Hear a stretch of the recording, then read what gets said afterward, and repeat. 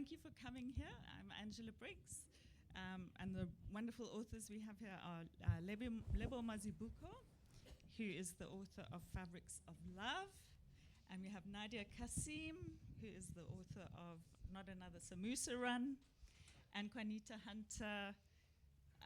Why am I like this? I think it's a question we've all asked about ourselves. But yeah, thank you all for coming out. I'm going to start off by, guys, just let's settle down. Tell me how you got here. Tell me what you've been doing in the last week, in your normal life, if writing's not part of your normal life, and kind of, yeah, what's been happening the last little while. We start with Lebo. Actually, I'm not sure. Is your speaker? Is it? God, sorry. Gosh. Yeah, that's fine. Yeah. I think we had a public holiday or something at some point this week. But I have been writing. I'm a person who needs to write, otherwise I'll go insane. Yeah. But I've been writing somewhere between everything in life. And what is everything in life? Doing school and then doing I did a workshop at some point. Yes, I did a workshop at this National All Girls Festival. I didn't even know that was a thing. But apparently there are girls' schools that get together every year. So I did a creative writing workshop, which was wonderful. fun. Yeah. And Nadia? Do I have to be honest? You can sugarcoat it. No, I've been having, my writing week was okay, or my writing is okay. I have to, like Lebo says, I don't think as writers you want to stop writing. You have to write.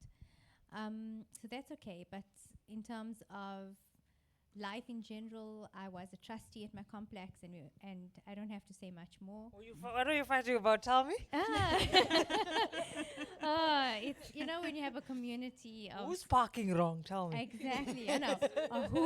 This is more serious. Who's mismanaging the funds? Serious. Okay, that's So a real scandal.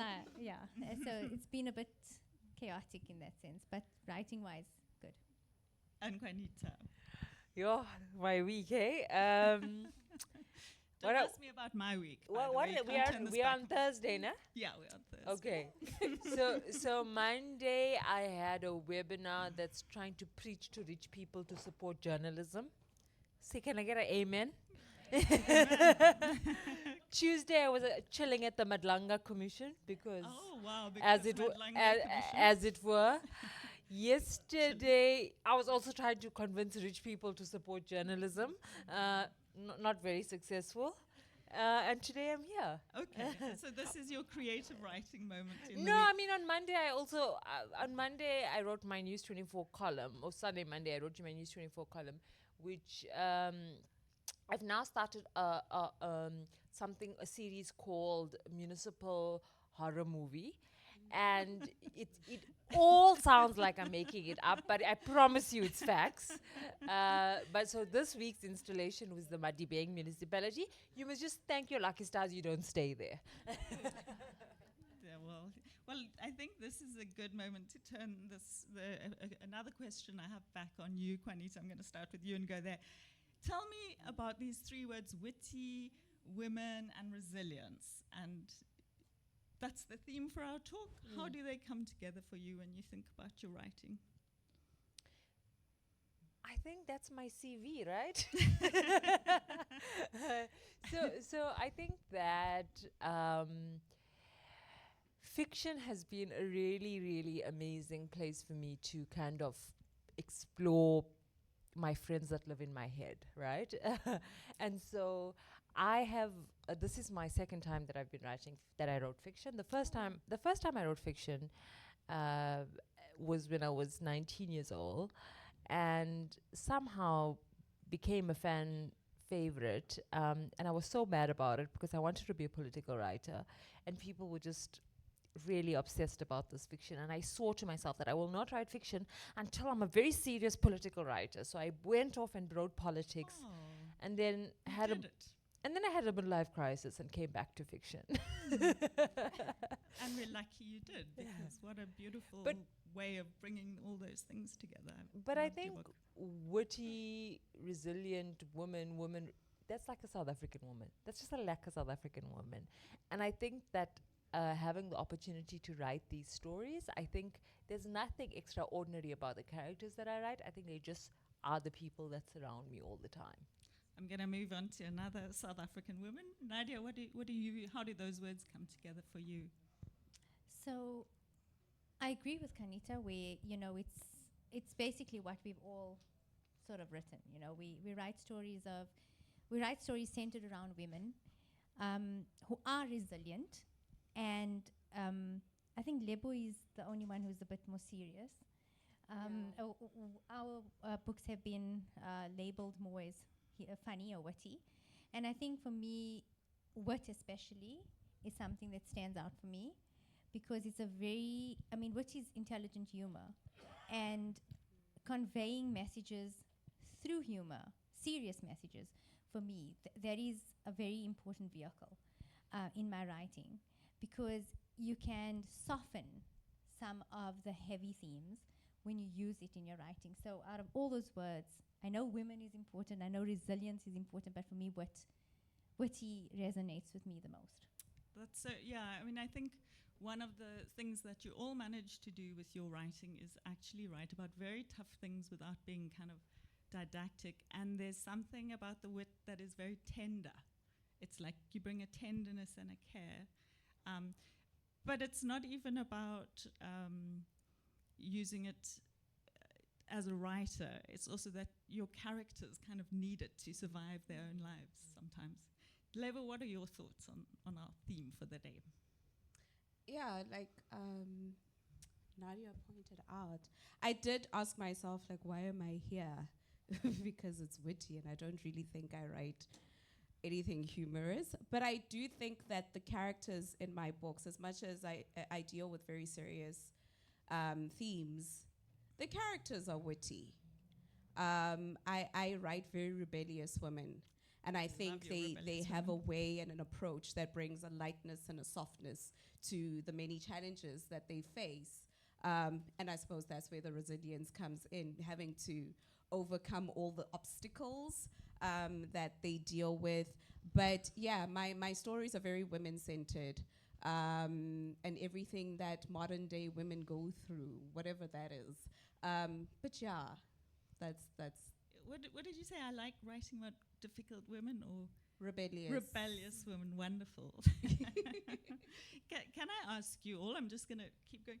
Can I ask you all to give me, for readers who haven't read your books yet, a quick, the elevator pitch, just a very quick outline of your story, but without giving anything away, just a sentence or two. And Nadia, can I start with you this time? Yeah, sure. So my story is very cultural. It's about a divorcee. She's 27 years old, and her mother insists that she needs to get remarried, because getting married again is it's acceptable in society, in the Indian Muslim community. So she sets her up with Adil, who's a bachelor, but he's just not the straightforward bachelor. He's hiding a very important secret. And they meet in a samusa run, which is the Muslim way of saying, it's like a matchmaking between the two families. And you see basically how the story unfolds between the two characters. Thank you. Lebo, yours is much.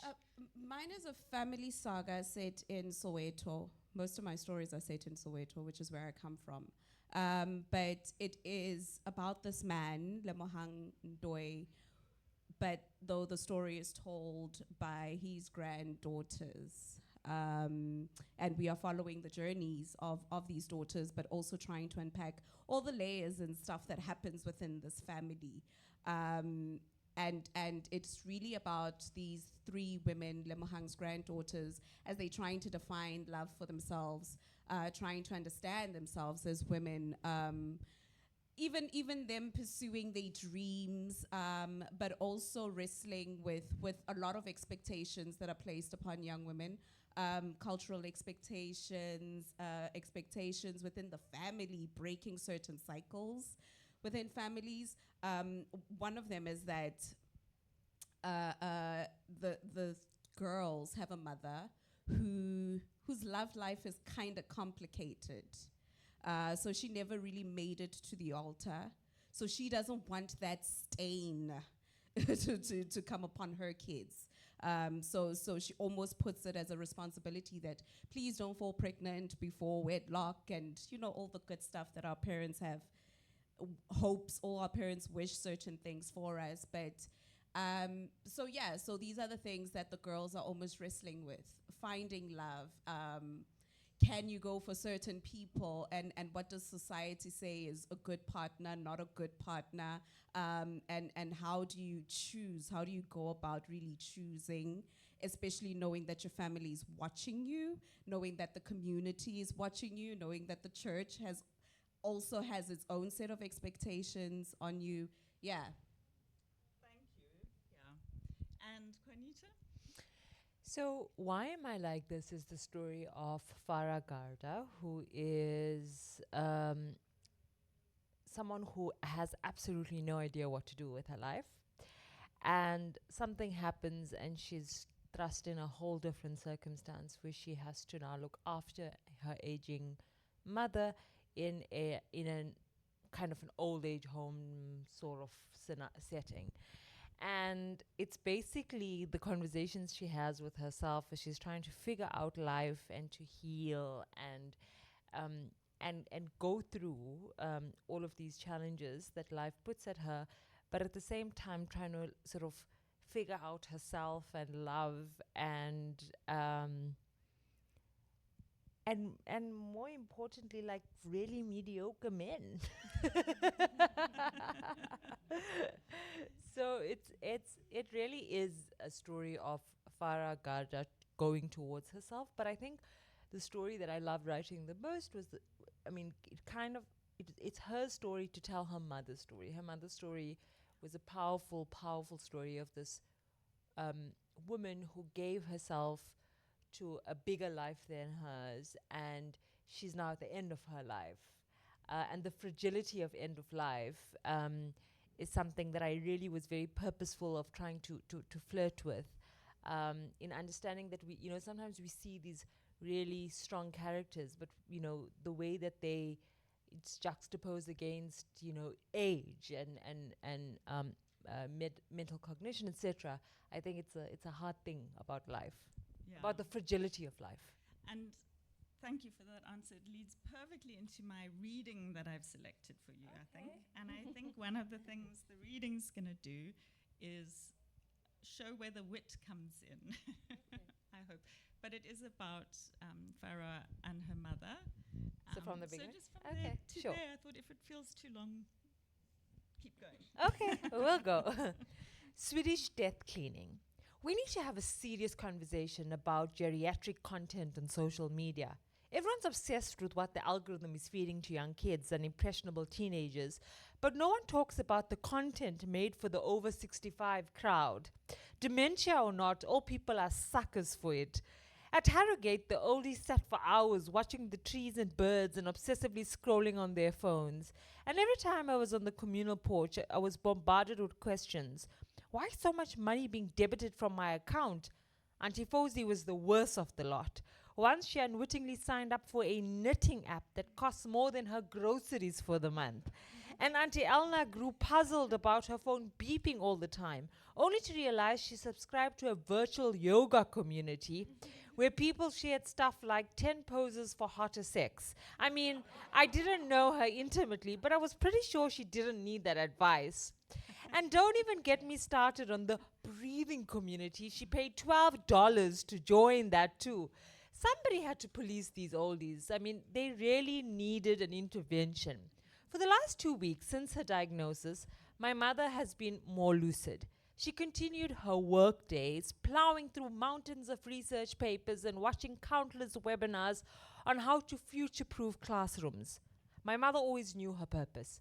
After she left government, she had stayed involved in advocacy and policy and was effectively known as the education lady. Every time a report on high school dropouts was released, my mother would be called upon by local and international media to provide context. Auntie Fozi and Auntie Elna would give each other nervous glances, bracing for the lecture to come. Whenever my mother started in one of her soliloquies on how education was the greatest barrier and how literacy levels predicted future poverty. Now, thanks to Facebook, my mother had developed a new obsession: Swedish death cleaning.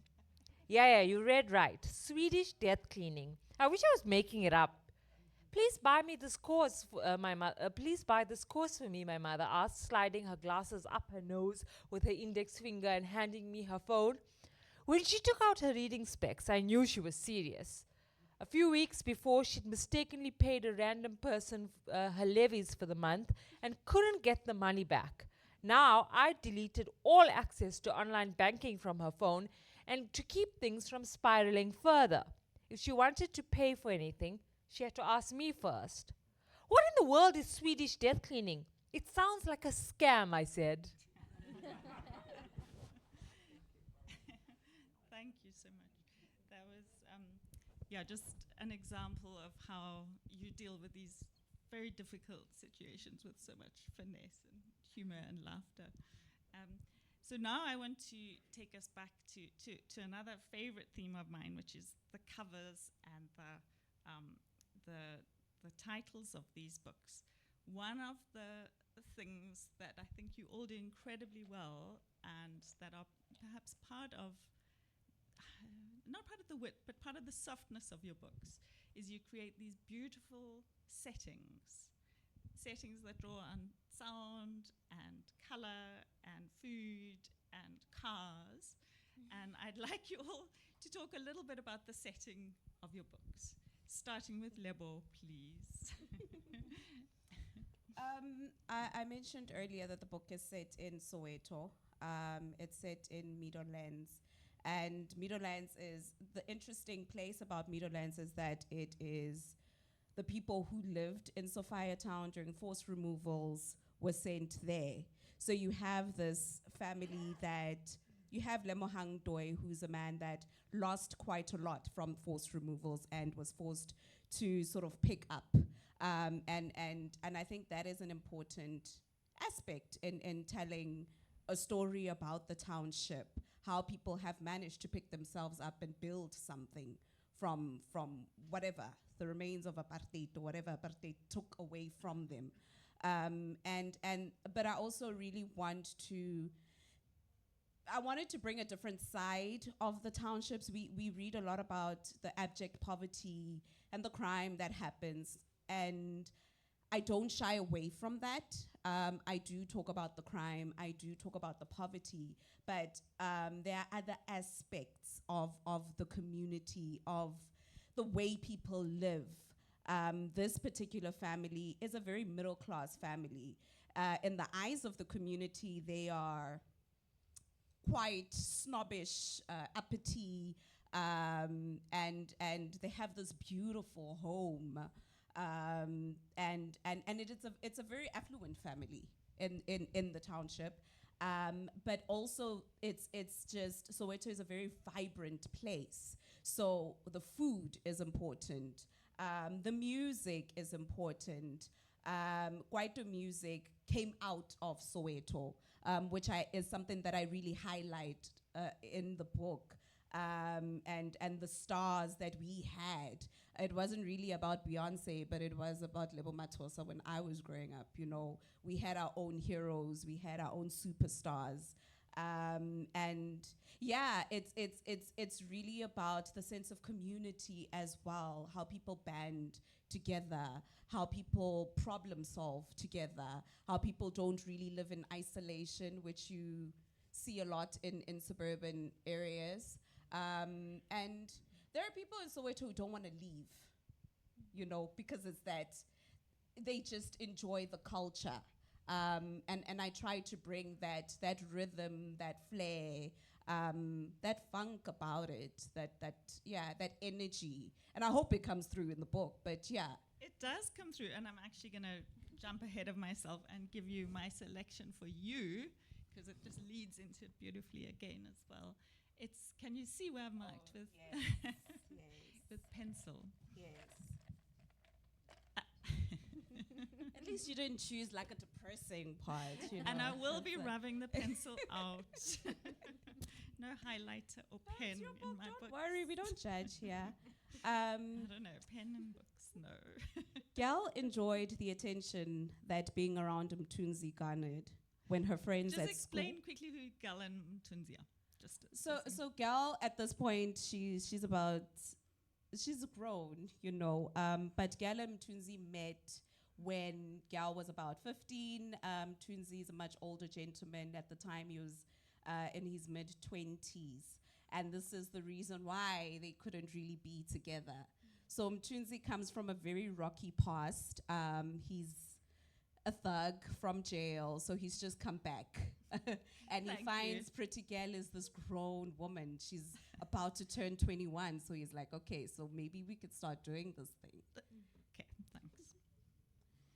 Gal enjoyed the attention that being around Mtunzi garnered. When her friends at school said she was dating an older guy with a car, she didn't refute the claims. She blushed and added oil to a hot pan by stating, these little boys in grey pants can be so exhausting and childish. Mtunzi gave her money, which she split with Rosemary in exchange for her sister's silence.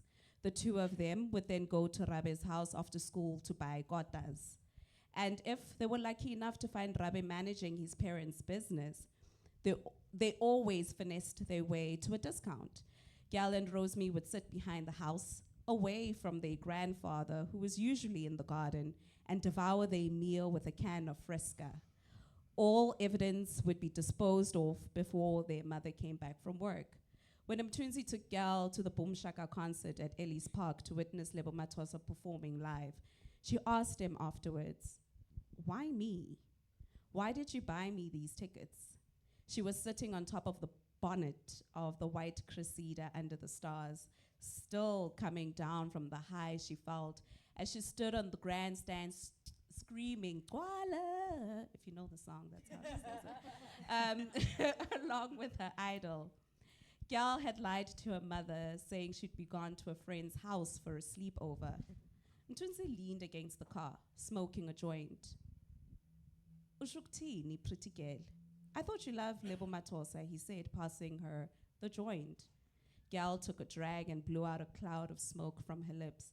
Yes, Lebo is everything. I love her, and it's been my dream to see her. And I plan to fund all those dreams in your head. Why, though? Of all the girls you could have, girls your age who are mature and way more beautiful, why me? First of all, there is no such thing as girls who are way more beautiful than you. And secondly, I thought it was obvious. Nyak frostana, Mtunzi said, gesturing to Gal to puff and pass. Gal knew that Mtunzi was saying more than that he just understood her. She knew he meant more than just liking her. She could not respond, even though she had always known how Mtunzi felt about her, how she felt about him. They never said it out loud, but they both knew they couldn't be together. By then, Gal had turned 16 and Mtunzi was 27, still too old to be with her. Thank you. And just remember, the smooth talker is the gangster. Speaking soft words. Nadia, the setting and the scents and the smells and the detail, the food, the music, Yeah, so I am big on simple spaces and settings that are everyday. So whether it's the kitchen, whether it's your bedroom, whether it is a park that people are familiar with. My setting is in Johannesburg predominantly. It focuses on places that people who have visited Johannesburg or live in Johannesburg are very familiar with. And it was very important for me to capture those spaces with smell. But I have to say, Angela was my mentor. And that is one of the things that she pushed for me to do. And I'm very grateful for that, because she said, I want you to describe more your setting, your space, the way it feels, the way that it, the sounds and all of that. And it helped a lot because a lot of readers came back and said, what I appreciate the most is that I could find myself there. I know these places. I know Melrose Arch. I know Walter Sisulu Botanical Gardens, and this could be my kitchen. This could be my bedroom. So that was very important for me. I don't have a lot of music, although there is one Indian song that I bring up, but that was a tribute to my mum. The book is dedicated to my mother. It was a song that she kept on speaking of, from her childhood. And food was a constant theme, and I don't think I realized how much I brought in food until a reviewer said, this was very much like the food. A lot of your settings are around food. And one asked me actually why. And I said, unconsciously it was done. But I think food is something that brings people together. It's something, when you think about joyous moments, I just love food, right? So when you think about, even with families and friends, you would go out to eat, you would spend around a kitchen table. So those recipes and cooking, those are where everything really happens, and a lot of conversations happen between the child or the daughter and her mother, the son and his mother, and it's in the kitchen. Because isn't that when we all talk? When we're eating, having breakfast, or the mother's cooking, and you're tasting a bit of your mum's roti, and you're doing that, there were things that I brought obviously from my childhood, habits that I have. But yeah, food is, I think it's something that is, in all my novels, it would probably be a theme that I carry through. Yeah. And it's definitely in your title. That was a great scene, the samosa run.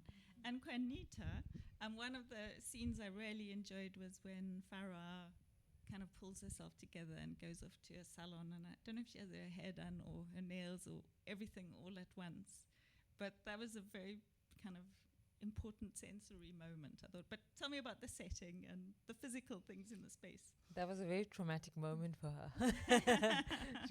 It was. I think maybe I relate. So the book is set in this retirement village, right? Deliberately put it in Joburg because Joburg is a place where you can bring together, a woman in a burqa, an ex-bureaucrat, and a hippie, and it will just make perfect sense, right? Your ladies in the retirement home. Yeah. And so it was very important to me to kind of have that background, to have some sort of setting that sort of weaves everything together. I think that there was also because so much was going on internally in Farah, there was not much going on externally. So there's not a lot of like dramatic moments in being described in that way, because a lot of this book is just kind of her figuring out where she is in life, and almost like the sense of treading water. But I mean, there were really cool scenes of the familiarity of the daily walks, and I kind of built in the mundane. And I think this book carried a big theme of mundane mundaneness. That cell phones and computers and her mother's files. And so it was, and I had a little bit of fun, kind of going and describing a little bit of Durban, a little bit of Sea Point, where she kind of starts the book, where she's living there. And I'm like, everybody asked me, how did Farah fund her life? I'm like, this little brat. I mean, look at her living off her dying mother. So it could never be autobiographical, just on that score, right?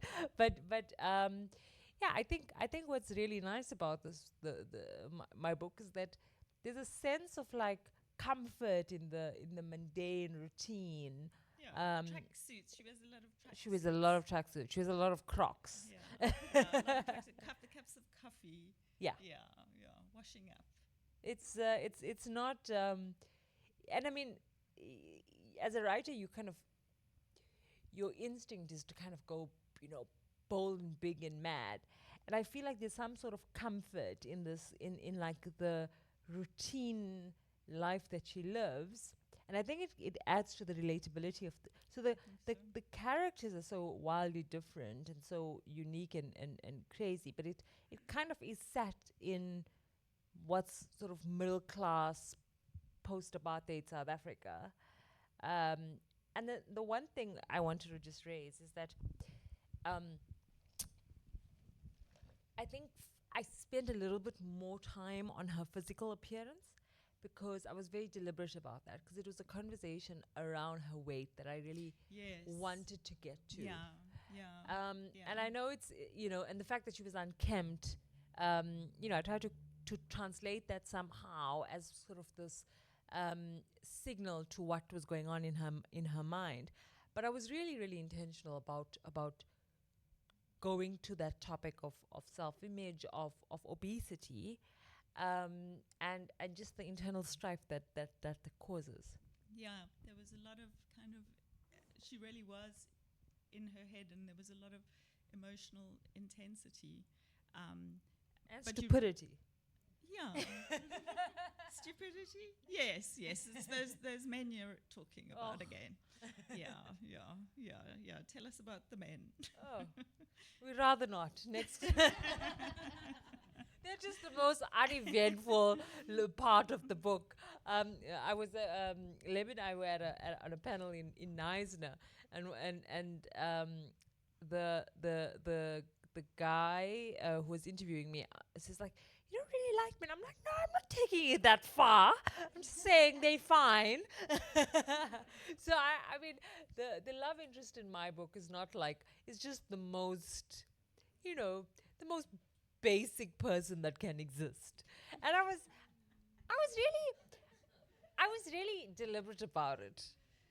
Or maybe I wasn't deliberate about it, but actually I was like, I like the fact that they didn't take up too much of, this is not so, I mean, there was no man that came and swept her and solved all her problems, which it kind of felt like that initially, but actually it's just a boring. Well, it was more she was projecting all this stuff onto him. Yeah, and like receiving everything. Or not receiving. There's a word for it. It's called daddy issues. It was a daddy issues. Yeah. Thank you. Nadia, I'm going to ask you to do the reading of the section I chose for you. It's right at the front. Oh, thanks, Lebo.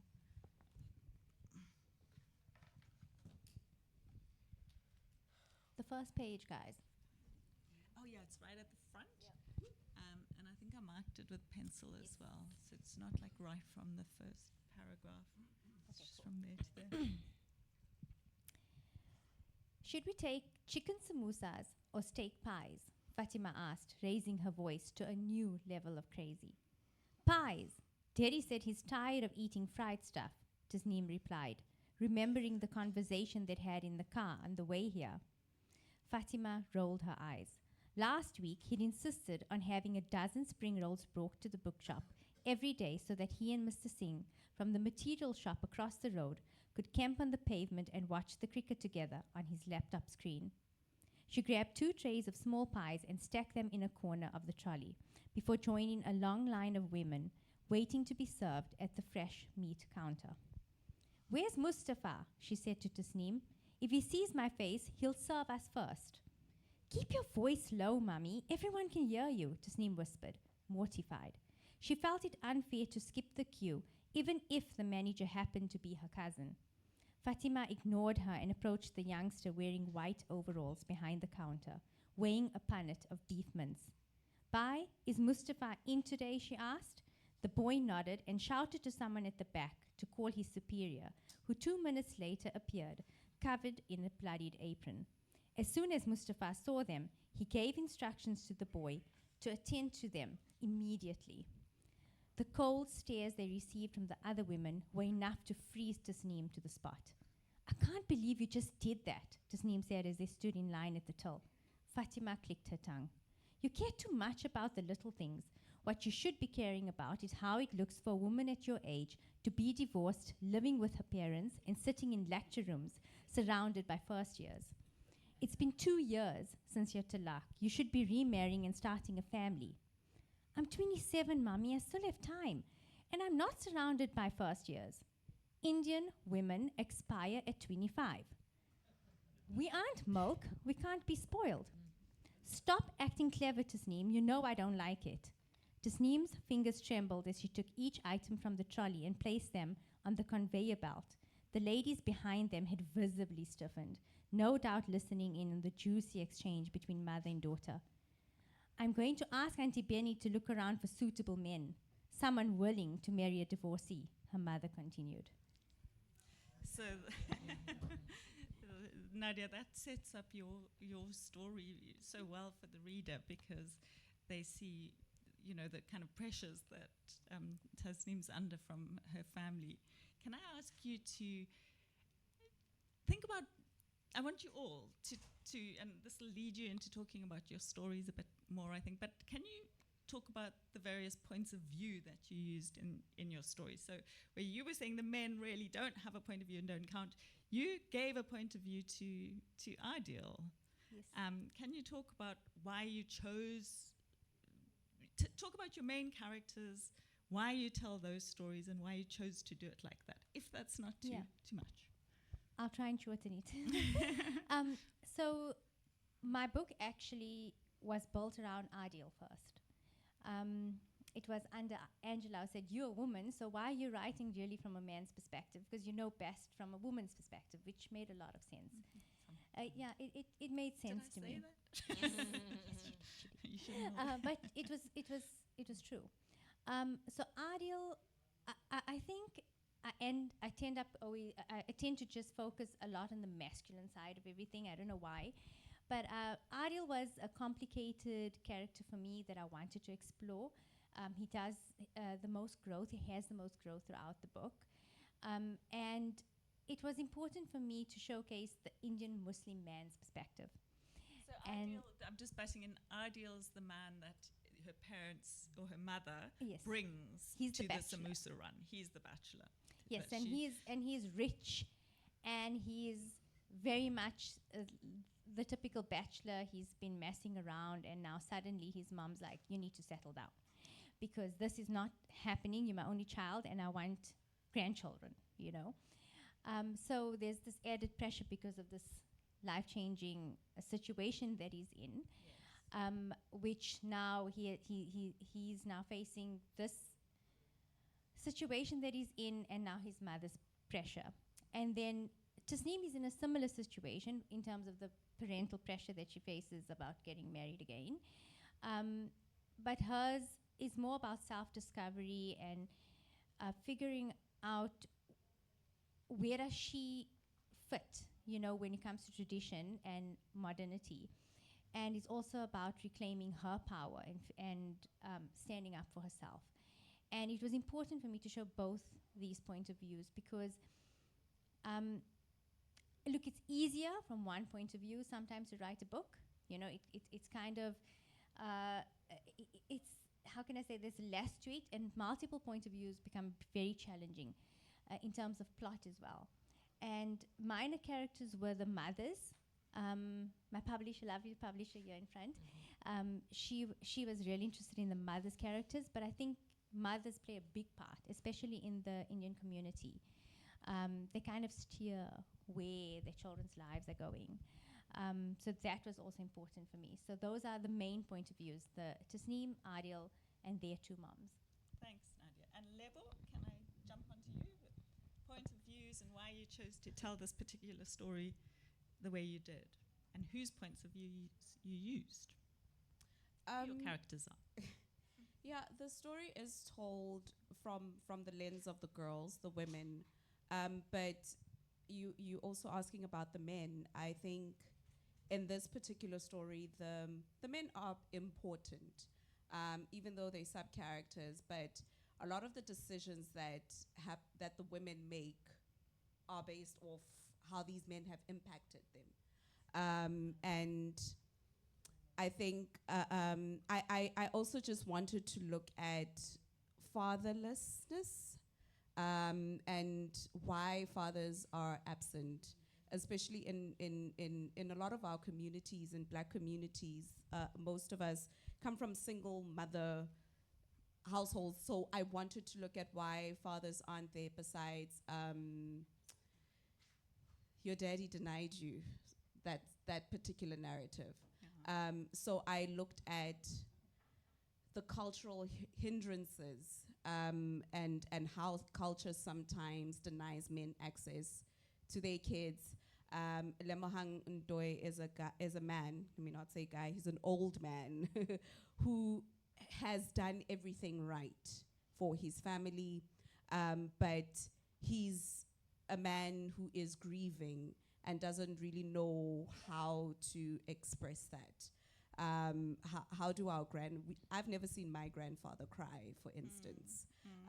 So how does grief affect that generation that didn't have the vocabulary or couldn't go for therapy and things like that, didn't have such resources available to them, and how does that impact how they show up emotionally in the home? So that his grief, the issues that he experienced within his marriage that they never dealt with between him and his wife, that impacts how he fathers. And that impacts who Buang, Lemohang's daughter, who she becomes. So even talking about daddy issues, Buang is a woman, as grown as she is, who has a lot of daddy issues. But also she's been betrayed by somebody that she had given her heart to. And that affects how she treats her daughters and the expectations that she places on her daughters. So the point of view is it's told through the lens of three women, but these three women are trying to understand themselves, but also unpacking a lot that has happened. And the women are Gal, who we heard about, and Rosemary, her cousin, and Rosemary's Gal's sister, and yeah, Miponi is the cousin. yeah, and they all aged in their teens when the story starts and takes them through to their 30s. Can you tell me, have any readers come out really strongly with a particular favorite character, and has that surprised you? Or what have any of them, have your readers generally responded more strongly to some other than to others? A lot of readers love Rosemary, which I found surprising. Because Rosemary's hardworking and she's like a focused typical and girl. gets I stuff thought, done. a little boring. She's just so. I like Rosemary. Yeah, and they hate Gal, which I find shocking. Gal is so exciting, She likes a gangster. She's one of the gang. Who doesn't love that? Who doesn't like a girl like that? She's the rebellious girl. Is she rebellious? She's just a girl who follows her heart, Yeah. Is that rebellion? No. And Maponi, how have people responded to her? Miponi is a girl who is searching for belonging. She has mommy and daddy issues, but a lot of mommy issues. She's a girl who's trying to deal with, how do you navigate a relationship where your mother is the toxic person? Your mother is the person who's meant to protect you, but she's the one who sort of opens the door for harm to come to the child. So Miponi is a girl who's just like her father, is running, searching, and trying to just find a home, trying to find some sense of belonging. So you actually had a very multi-layered, multi-character, a a lot of points of characters. view, a lot of characters. And you have another couple of novels to write with those characters. Oh. Yes, ma'am. And then, Qaanitah, you went with this kind of very interior. Yeah, tell us a little bit more about your choice of point of view, and how it worked for you, and it's worked so well. Thank you. I think it really was so kind of the selfish use of Farah to kind of dance around topics and areas that I was kind of sort of dealing with at the time, in a completely far removed way. And so I think that the kind of conversation with yourself in your head way was sort of natural to the character. But like I said, when I started writing the book, I really wanted to tell the story of the mother. Yeah, you picked that up.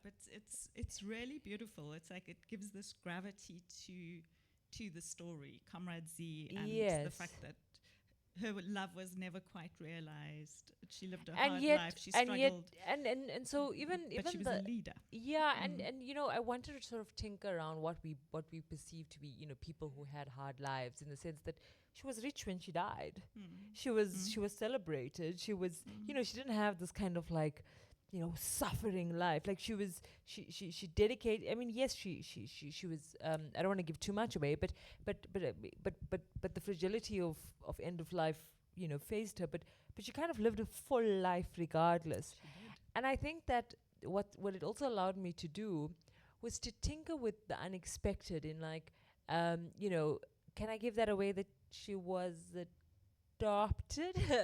Farah was You have. Farah was adopted. You have but to read the book for the rest of the story. no, of though. course, there's so much left to it. But have to read I all of wanted to tinker with like the predictable, in a way that, you know, she would have been kind of you know, like maybe a strange relationship or some sort of difficult. She's a brat in many ways, and I like that about the story, that it was a little bit different, but at the same time she kind of had everyday problems, and that's why I say when I started writing the character, it was almost like snarkily, like I actually like disliked her in some way. So Like this topic should have been called sort of rebellious brats. just like, go work for it. Like you wouldn't have these problems if you went to work. No, but Oh, you're so hard on her. I no, I'm think your kidding. Your readers will feel much. But I much mean, more soft. it really was a good opportunity for me to kind of take my thoughts of, you know, loss of parent, for example. Mm. I went through a period of my life where I had gone through an immense amount of loss, and writing this book almost felt like a present to myself to kind of process that loss. And I think that anyone who have ever had the role reversed on them, where you have to parent your parent, I think it's something that there's no kind of placement of that emotion, of what it takes from you, how it enriches you in so many ways as well, right? And so I think that allowing myself to kind of indulge in those emotions, in the emotions of unrequited love, in the emotions of life not panning out what you expected it to be, but not quite awful, and kind of reconciling that, you know. And I think what was really a gift to myself was to be able to kind of sort of draw on a sense of community, because I think for me, what got me through what I call like my 5 years of madness, if you like, was just having a village. But the thing about a village is you gotta be a villager. Yeah, you've got to be part of something. You gotta You want did- to be in that village. Yeah. Well, you have all, I think, contributed to a village for your readers in sharing such tender and very beautiful stories. And yeah, the wit works to make it lighter, but essentially you've all been dealing with, in your stories, with trauma and very difficult experiences that you've put your characters through, but that also reflect the experiences that many women have in their lives. So thank you for being part of a beautiful village of writers. That's just a temporary stop. I'm going to ask if anyone has any questions. Otherwise, I'm going to ask these guys if they have questions. Okay, we'll start over there.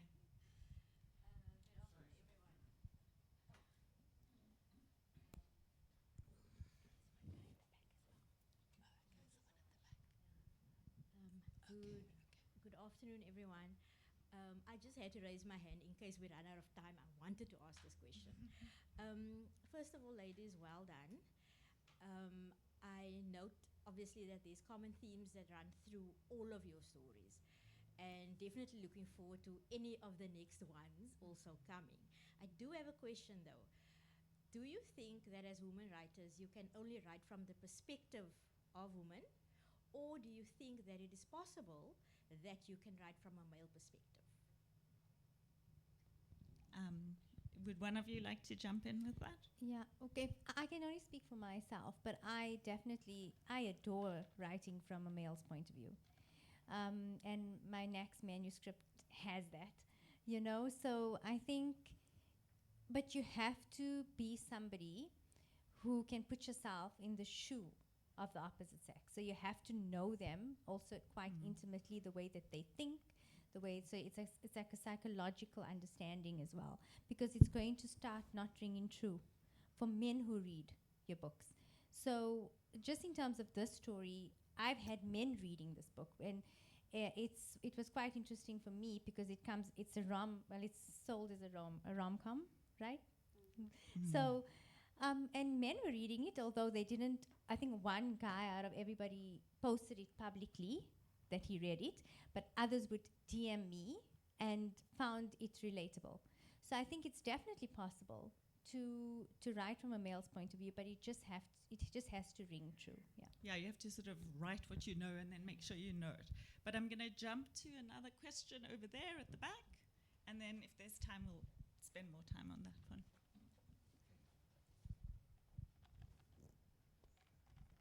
Hi, Nadia. I appreciate the fact that you explored the importance of, the male perspective, which is something that is very lost in this day and age. But my question is, why is it so important for modern women to be more rebellious than cooperative in their love relationship? I don't know, any one of you ladies can answer that. Lebo, I'm going to throw it at you.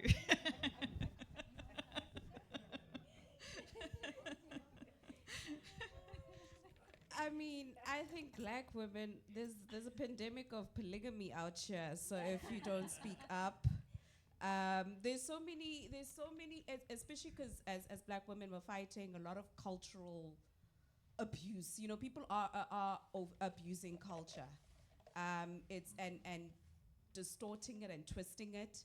And I think the same as that applies for religion as well.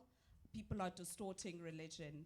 And yeah, I think it's important that you have a voice as a woman in whichever situation. You need to be able to fight back in today's day and age. Especially with when you listen to the stats around women in South Africa, it's almost like we're an endangered species. So I think it's important that we empower girls and to know how much power that they have, and especially in a relationship. We call the shots in these relationships, and I was raised by a very strong woman. Even though I come from a nuclear family, my mom runs that house, and I think that it's the same for it's the same for many households. But yeah, I think we can't lose. But that's like the strangest thing about South Africa is because we come from such matriarchal homes, yet misogyny is such a underlying current. It's almost like this paradox that exists because most of us were brought up by our mothers, right? And our mothers and grandmothers. And yet, I always say, with no disrespect to the men in my family, but they were kind of the paid actors. And it was the women who were like really at the core of family building, right? And yet, misogyny is and patriarchy just is sort of weaved into that. And I think it's very uniquely South African in that way, I think.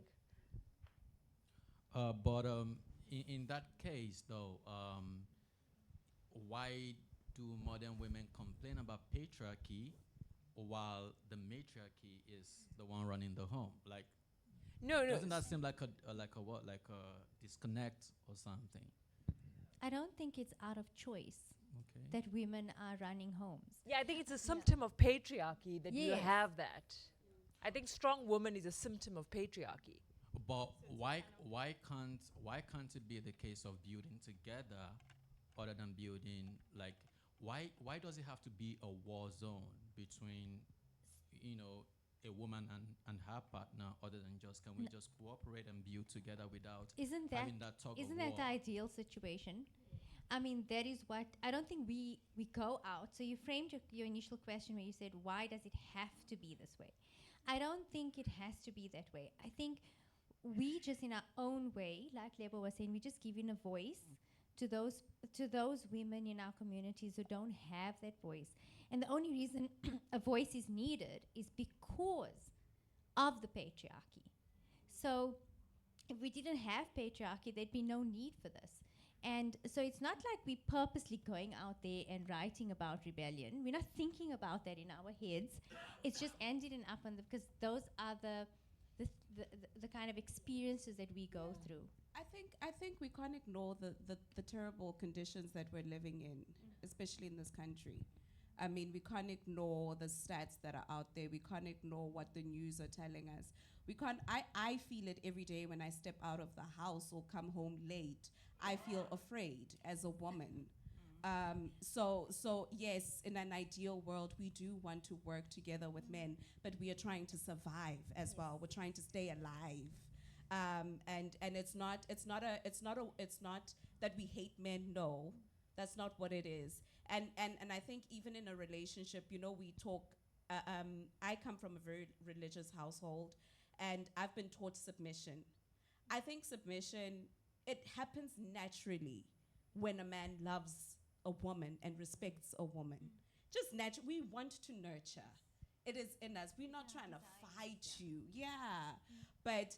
Yeah, if you love your woman right, trust me, she will treat you like the king that you want to be, like That's so lovely. Were there any other questions? Or no more questions? We have 3 witty women in the room, smart and witty, so we should have at least one witty man here as well. The lady on the right, I can't remember your name. It's a bit long. Lebo. When you said you come from a nuclear family, you sounded rather explosive. Anyway, the question is for Nadia. I haven't read any of the 3 books, but I'm certainly going to buy one of them without mentioning which one. But Nadia, your ideal sounds like a typical spoiled Merman brat. You say Merman? 100% Merman. His surname gives it away. Okay. Do we have time to ask everyone what they're up to? There is time for me to remind you that you can buy the books next door. Is there time to ask what next steps are, or do we need to leave for you guys? Lebo, I know you have some other books out. Nadia, I know you have another book coming out. Qaanitah, I don't know. You want to go? Yeah, I have a children's book. If you have Yay. grandkids, if you have all the aunties, the uncles, the grands, the moms and dads, for your babies. Milani's gift is my kitty's book. Yeah, I want to read it. And Nadia, you have another book. Yeah, no, my next manuscript, God willing, will be out in April next year. Aww. So, yeah. And Qaanitah. I mean, I've still not forgotten the pain of this book. No, I mean, I write every day. I write as a full-time writer. I'm a journalist, so you can see my writings wherever. But I am spending a lot of time cultivating a new generation of writers, because they rely on AI for stringing together basic sentences. Yeah, but I really want to spend a bit of time in the near future kind of cultivating writing. I think when we were young, it was cool to be a writer. I think now AI has just stripped everyone, and everyone thinks they can cheat their way into writing things. So I spend a lot of time with young people and young graduates and young writers for my sins. And that's what I'm doing at the moment. Well, great. Thanks, guys. Thanks so much for your Thank you, time, Witty. and good luck with all your endeavors. And thanks to the audience for a Thank lovely you. event.